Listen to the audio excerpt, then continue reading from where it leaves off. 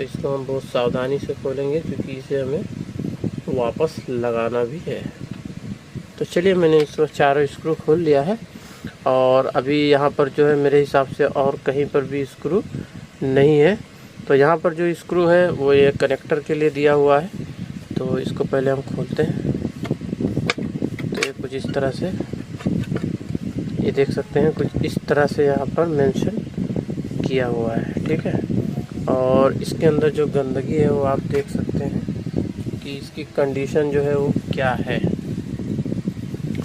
तो मेरे ख़्याल से जो है ये बहुत ज़्यादा जो है रस्ट इसके अंदर आ चुका था और मेरे हिसाब से इसी कारण से जो है ये ख़राब हुआ होगा।